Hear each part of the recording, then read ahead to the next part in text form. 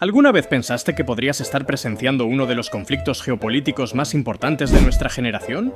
Porque eso es exactamente lo que está ocurriendo ahora mismo en América del Sur. La tensión entre Venezuela y Estados Unidos ha alcanzado niveles que nadie imaginaba hace unos años, y las consecuencias de lo que está pasando pueden cambiar completamente el panorama político de toda la región. Hoy vamos a analizar a fondo esta crisis. Te voy a explicar cómo dos países que fueron aliados durante décadas terminaron en esta situación tan extrema. Vamos a revisar los acontecimientos recientes, entender los antecedentes históricos que nos trajeron hasta aquí y analizar qué puede pasar en el futuro cercano. Si te interesa la geopolítica internacional y quieres entender realmente lo que está sucediendo en el mundo, este es tu canal. Dale like a este video, suscríbete y activa la campanita porque cada semana traigo contenido así de interesante. Empecemos por el principio, porque para entender el presente necesitas conocer el pasado, y te va a sorprender saber que Venezuela y Estados Unidos no siempre fueron enemigos. De hecho, durante la mayor parte del siglo XX fueron aliados bastante cercanos. A principios de 1900, Estados Unidos veía a toda Latinoamérica como su zona de influencia natural, y Venezuela estaba más que dispuesta a mantener buenas relaciones con el gigante del norte. Un ejemplo perfecto de esto lo encontramos en 1902. En ese año, varias potencias europeas bloquearon militarmente las costas venezolanas porque Venezuela no había pagado sus deudas con ellas. ¿Y quién intervino para evitar que la situación se pusiera fea? Estados Unidos. Washington medió en el conflicto y ayudó a resolver la crisis diplomáticamente. Pero lo que realmente selló esta amistad fue el descubrimiento del petróleo en 1914. Venezuela tenía oro negro bajo tierra y Estados Unidos tenía la tecnología y el capital para extraerlo. El entonces gobernante venezolano, Juan Vicente Gómez, abrió las puertas de par en par a las empresas estadounidenses, otorgándoles concesiones muy generosas. Washington estaba encantado, y el dinero comenzó a fluir hacia Venezuela. Durante la Segunda Guerra Mundial, esta asociación alcanzó su punto más alto. Venezuela se convirtió en un proveedor crucial de petróleo para Estados Unidos y sus aliados en el conflicto. Cuando Japón atacó Pearl Harbor, Venezuela declaró su solidaridad con Washington sin dudarlo. Era una alianza sólida basada en intereses mutuos muy claros. Después vino la Guerra Fría, y aquí también Venezuela se alineó con Estados Unidos. En esa época, Washington apoyaba sin muchos reparos a dictadores latinoamericanos siempre y cuando fueran anticomunistas. Venezuela jugó ese juego perfectamente, mostrando una postura firmemente contraria al comunismo soviético y a cualquier movimiento de izquierda en la región. En 1958, Venezuela volvió a la democracia y se convirtió en uno de los países favoritos de Estados Unidos en Latinoamérica. Era como el estudiante modelo de la región, democrático, capitalista, proestadounidense y con mucho petróleo. ¿Qué más podía pedir Washington? ¿Sabías toda esta historia? Si estás aprendiendo cosas nuevas, ayúdame con un like y comparte este video con alguien a quien le interese la política internacional. Me ayudas muchísimo y se lo agradezco. Para finales de los años 90, la relación comercial era impresionante. Venezuela vendía la mayoría de su petróleo a Estados Unidos, y a cambio compraba muchísimos productos estadounidenses. Las diferencias ideológicas entre ambos gobiernos eran mínimas, casi inexistentes. Todo parecía indicar que esta luna de miel iba a continuar indefinidamente. Pero entonces llegó alguien que cambiaría todo el tablero de juego.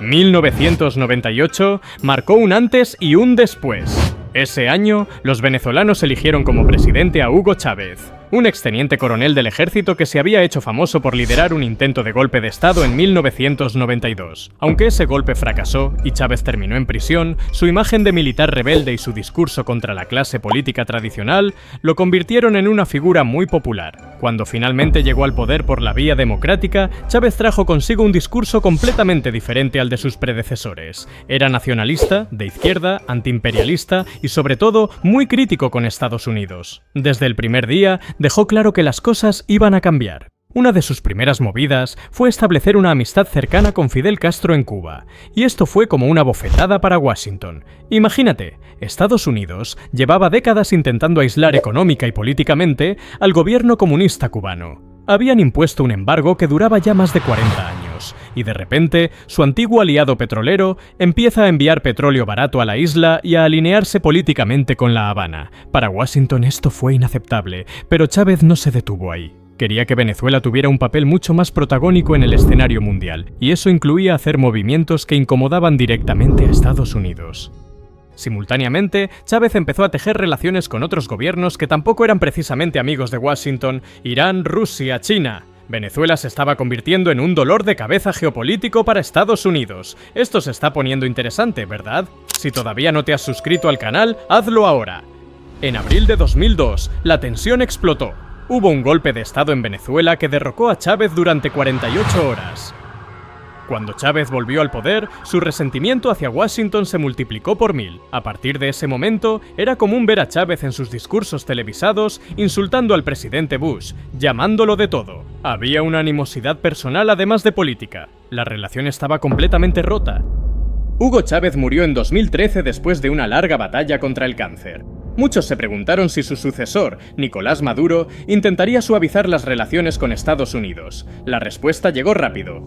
No, para nada. Maduro heredó no solo el poder, sino también todo el aparato político chavista y el conflicto con Washington. Y desde el principio dejó claro que iba a continuar con la misma línea. Uno de sus primeros movimientos fue ofrecer asilo político a Edward Snowden, el exempleado de la CIA y Purbilla, que filtró información clasificada sobre programas de espionaje estadounidenses. Otro gesto provocador. Entre 2014 y 2015, Venezuela vivió oleadas masivas de protestas opositoras. El gobierno de Maduro respondió con represión y hubo denuncias de violaciones a los derechos humanos. Estados Unidos reaccionó. A finales de 2014, el Congreso estadounidense aprobó una ley para sancionar a funcionarios venezolanos involucrados en esa represión. Era el comienzo de una nueva era, la era de las sanciones. En marzo de 2015, el presidente Barack Obama firmó una orden ejecutiva histórica. Declaró que Venezuela representaba una amenaza inusual y extraordinaria para la seguridad nacional de Estados Unidos. Esa frase puede sonar exagerada, pero en términos legales, permitía a Washington imponer todo tipo de sanciones. Así comenzó el cerco económico contra el gobierno de Maduro. Cuando Donald Trump llegó a la presidencia en 2017, la confrontación subió varios niveles. Si Obama había sido firme pero relativamente diplomático, Trump fue por la vía de la presión máxima. Su administración veía ya a Maduro como una amenaza seria en el hemisferio occidental, casi como un nuevo Castro pero en versión siglo XXI.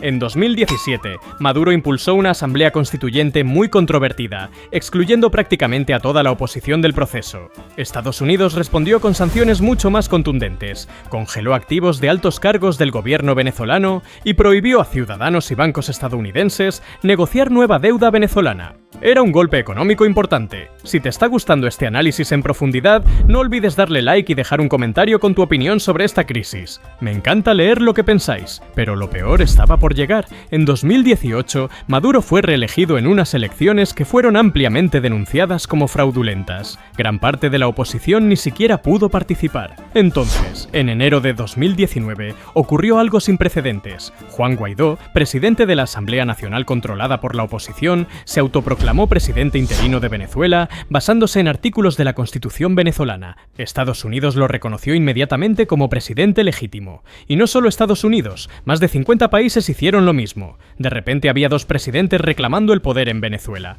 Maduro, furioso, acusó a Washington de intentar un golpe de Estado usando a Guaidó como títere. Rompió relaciones diplomáticas con Estados Unidos y les dio 72 horas a los diplomáticos estadounidenses para abandonar el país. La embajada de Estados Unidos en Caracas cerró y tuvo que operar desde Colombia. La aventura de Guaidó no funcionó como esperaban. Maduro se mantuvo en el poder con el apoyo del ejército, y el gobierno paralelo de Guaidó fue perdiendo fuerza con el tiempo. Pero Washington no se quedó de brazos cruzados. En 2019 impuso lo que podríamos llamar la opción nuclear económica, un embargo petrolero total. Esto significaba que ninguna empresa estadounidense podía comprar petróleo venezolano ni hacer negocios con PDVSA, la petrolera estatal de Venezuela. Como Estados Unidos era el principal comprador del crudo venezolano, esta medida fue devastadora. Venezuela ya estaba sufriendo hiperinflación y escasez de todo tipo de productos, y este embargo empeoró dramáticamente la situación económica del país. Además, Estados Unidos sancionó al Banco Central de Venezuela, restringió las importaciones de combustible refinado y presionó a sus aliados para que congelaran activos venezolanos en el extranjero. Incluso le entregó el control de la refinería Citgo en Estados Unidos al equipo de Guaidó. Era un cerco económico total. En marzo de 2020, la administración Trump dio un paso que dejó a todo el mundo boquiabierto. El Departamento de Justicia de Estados Unidos acusó formalmente a Nicolás Maduro y a varios de sus altos funcionarios de ser los líderes de un cartel de narcotráfico internacional. Sí, como lo oyes, Estados Unidos estaba acusando al presidente en ejercicio de un país de dirigir operaciones de narcotráfico. Y no se quedaron ahí, ofrecieron una recompensa de $15 millones por información que llevara a la captura de Maduro. Esto era algo nunca visto. esto. Nunca antes Estados Unidos había puesto precio a la cabeza de un jefe de Estado en ejercicio. La acusación decía que el gobierno venezolano estaba profundamente involucrado en las rutas de narcotráfico que llevan cocaína desde Sudamérica hacia Estados Unidos. Según Washington, organizaciones criminales venezolanas operaban con la complicidad y protección del gobierno de Maduro. También en 2020 ocurrió algo bastante extraño y casi cinematográfico. En mayo, un pequeño grupo de mercenarios y disidentes venezolanos intentó infiltrarse por la costa venezolana con la supuesta misión de capturar a Maduro. Esta operación, que luego se conoció como Operación Gedeón, fue un fracaso total. Las fuerzas de seguridad venezolanas los estaban esperando y capturaron a todos. Lo interesante es que entre los detenidos había 2 exsoldados estadounidenses. Maduro usó esto como prueba de que Estados Unidos estaba intentando sacarlo del poder por la fuerza. Fue un episodio extraño que alimentó las teorías de conspiración de ambos lados. No te vayas, porque lo que viene después es aún más intenso y complejo. La historia no termina aquí, ni mucho menos. ¿Qué pasó durante la administración de Joe Biden? ¿Hubo realmente intentos de diálogo o todo fue teatro político? ¿Cómo fue que la situación escaló hasta llegar a operaciones militares en 2025 y 2026? Y lo más importante, ¿qué está pasando ahora mismo en Venezuela después de la captura de Maduro? Todo esto te lo cuento en una segunda parte, porque esta historia tiene demasiados detalles cruciales como para meterlos todos en un solo video. Si quieres saber cómo termina esta historia y entender completamente la crisis actual, déjame un like si este análisis te ha parecido interesante, suscríbete al canal para no perderte ningún video de geopolítica y, sobre todo, ve corriendo a ver la segunda parte porque ahí es donde se pone realmente intenso. Déjame en los comentarios si ya sabías algo de esta historia o si todo te ha sorprendido. Y nos vemos en la segunda parte. ¡No te la pierdas!